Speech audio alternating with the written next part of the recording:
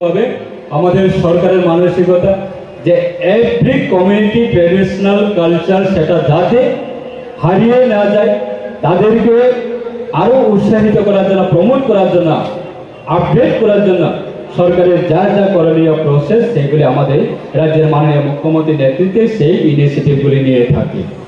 এবং আজকে আমরা বলতে পারি আমাদের 2018 পরে আমাদের বিশেষভাবে not only for Mog community, every community যাতে আমাদের জনজাতি বা আমাদের ট্রাইবেলসরা যাতে আমাদের সমাজ যদি উচ্চ পর্যায়ে আমাদের সংস্কৃতিগুলি যদি আমাদের সমাজ যদি আপডেট করতে গেলে আমাদের সমাজে মূলত প্রয়োজন হচ্ছে আমাদের শিক্ষা।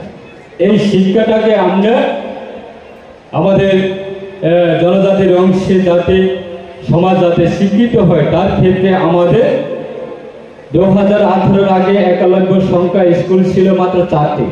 আজকে দিনে দাঁড়িয়ে প্রায় 21টি একলব্য স্কুল, সেটা আমাদের ত্রিপুরার ট্রাইবেলের জন্য, ট্রাইবেল স্টুডেন্টের জন্য, ট্রাইবেল ছেলেমেয়েদের জন্য, যারা নতুন প্রজন্ম আছে তাদেরকে উচ্চ শিক্ষিত শিক্ষা করার জন্য।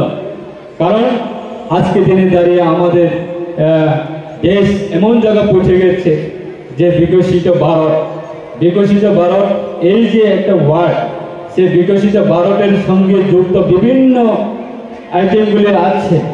বিকশিত ভারতের সঙ্গে আমাদের জনজাতি হতে হবে।